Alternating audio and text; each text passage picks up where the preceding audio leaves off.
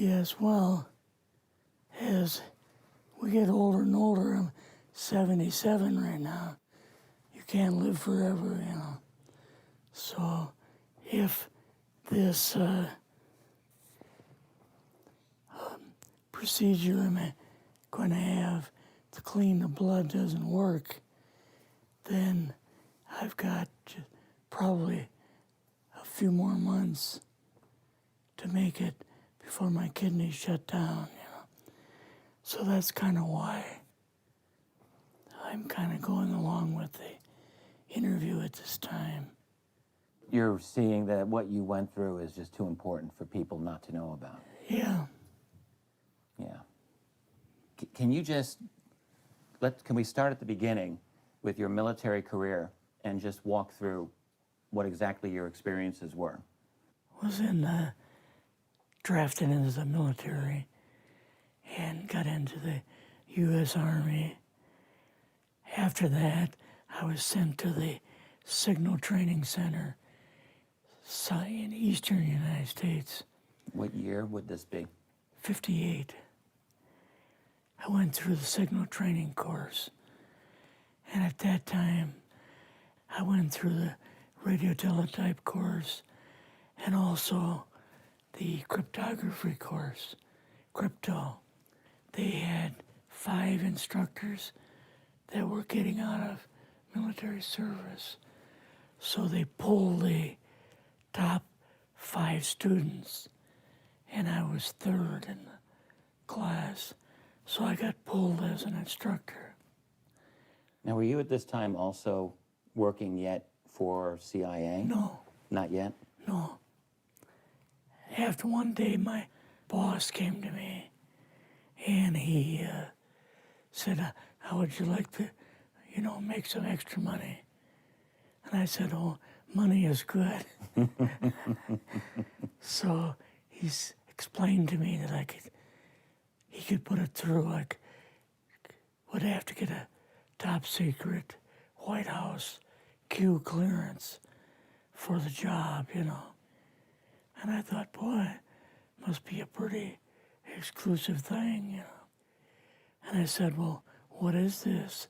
And he said that I'm director for the CIA for Eastern United States, And I said, oh, I didn't know that.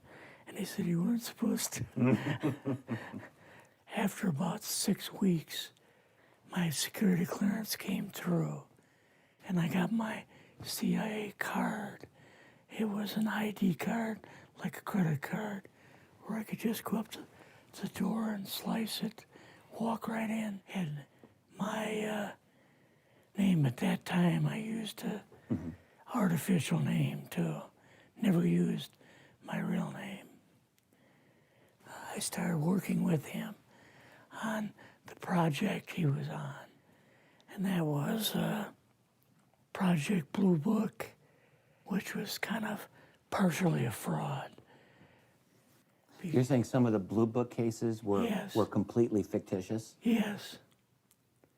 But the cases that we got came from, I think it was Fort Belvoir, Maryland. Fort Belvoir? Yeah, and it didn't come from the Pentagon, or it didn't come from CIA headquarters. But we would get reports about a certain sighting that they had in Mexico or Italy or something like that.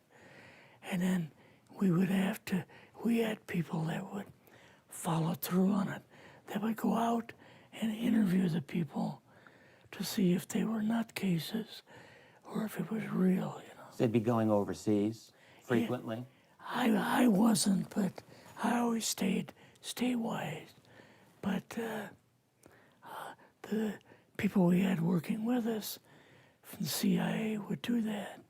We would get like a new report probably a couple times a week.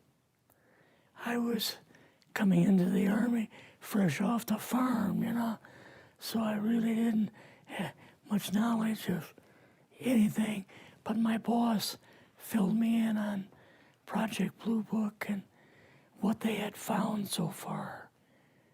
as far as grays and aliens and the Roswell incident. How did you feel when this first got dumped on you?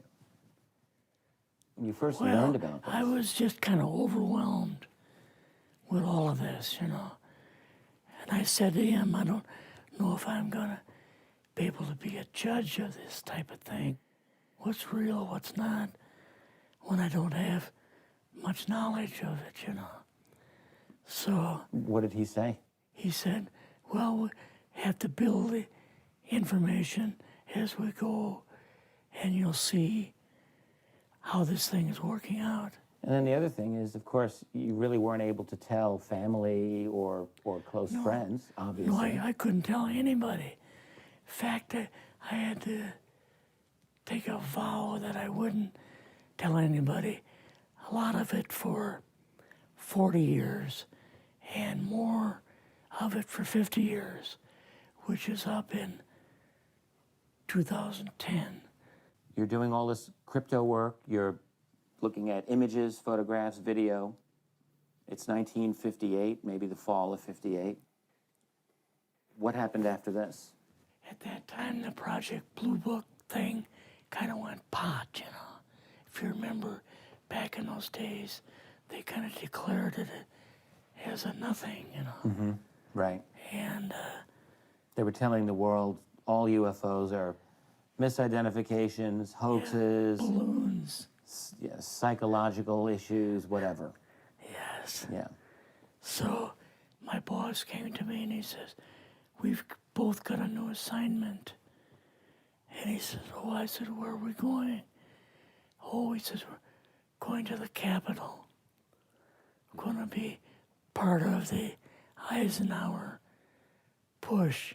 He's trying to find out something about all about these aliens that MJ-12 was supposed to find out, but never sent back reports to him. The MJ-12, the UFO control group, were they calling it MJ-12 at that time? Yes. They called us in, went into the Oval Office, and President Eisenhower was there and Nixon, and they said, we called the people in from MJ-12 from Area 51 and S4, but they told us that the government had no jurisdiction over what they were doing. So being a general, past general, you didn't tell them to go to hell without any real good reason, you know. Mm-hmm. So he said, I want you and your boss to fly out there. I want you to give them a personal message. And he says, I want you to tell them, whoever is in charge, tell them that to get in, they have this week, coming week, to get into Washington and to report to me. And if they don't, I'm going to get the First Army from Colorado, and we're going to go over, we're going to take the base over. I don't care what kind of classified material you got. We're going to rip this thing apart. Eisenhower was going to invade Area 51. Yeah, with the First Army. So you go out with your superior. Yes. You fly out. You land. What happens? Can you describe this whole process, what you saw? They took us the 13 or 15 miles south to S4 and like different garage door openings. Okay. And in these garage door openings, they had like different saucer crafts. The very first one had the Roswell craft in. It was kind of crashed up, but apparently every alien that was in it died except for a couple. So you see the Roswell craft, and what are some of the others that you see?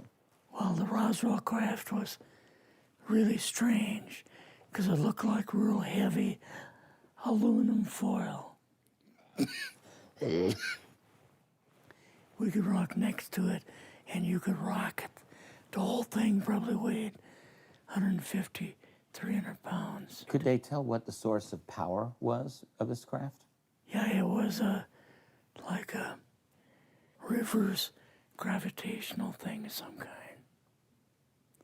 In fact, one later on, I got the mathematical code for reversing gravity in a 3x5 card. I guess there are different types of grays and so on. How did you see that evidence? Well, at the later on at S4, we viewed the autopsy film, and then the colonel said, "What we've got in here is we're interviewing a gray alien." All right, right there. How did you feel at that moment? Well, I thought, boy, we had no idea we were going to see the real thing. All we saw was film. You had to have a little bit of heart racing at that Yes. moment. My boss was able to go in and had like a partial interview with him. So what did this gray alien look like? Could you describe him a little bit? This one looked a little bit oriental. So I'm just wondering if it looked almost human, what about this didn't look human? No, it didn't look human as far as the skin tone and basically the shape of it and the size. How was its head size compared with a normal human, for example? Brain was kind of a little bit bigger. And some of the nose was very, very small. And the ears were just like holes. Mouth was very small.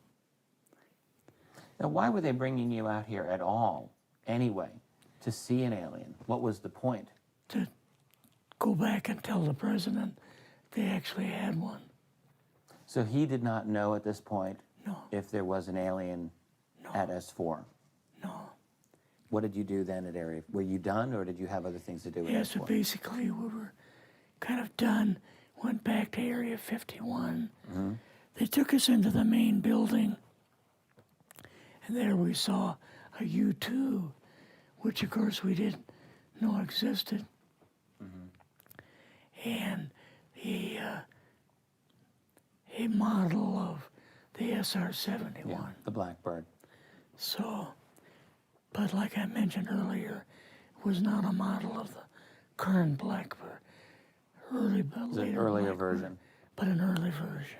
Did you go directly to Washington after this? Yes. Or did you go somewhere else? How did they get, did you fly regular airline or? We flew back to the commuter plane back to the air base, and then took President Eisenhower's Lockheed Electra back to Washington. You and your supervisor, Yeah. superior officer, and now you're meeting with the president? Yes. Can you describe this?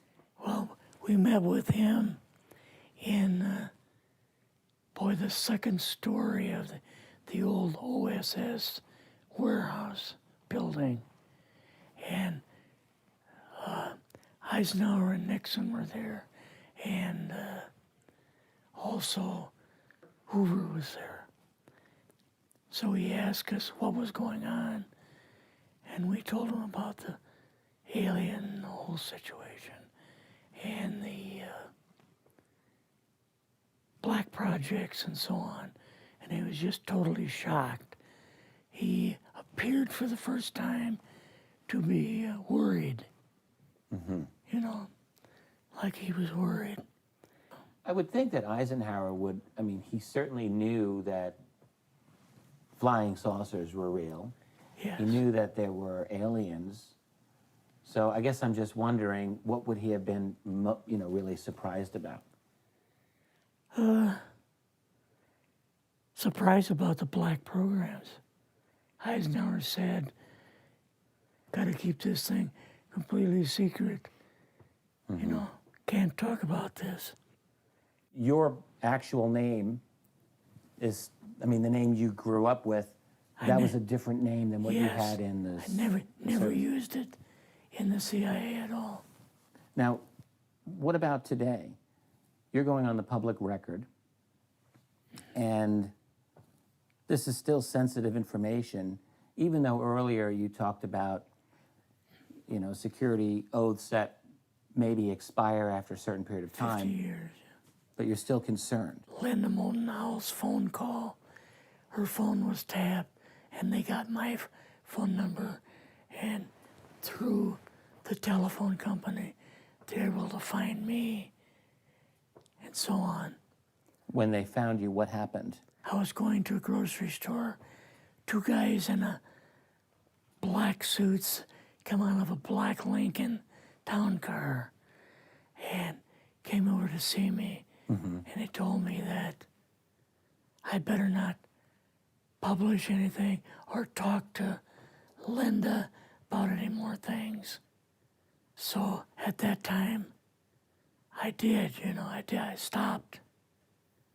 That was enough to intimidate you. Yes. Rather remain anonymous. Never show my face on anything. Really, thank you for doing this.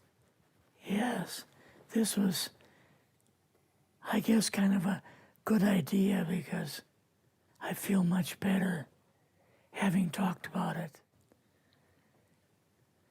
I kind of feel like there's a load off my shoulders Really?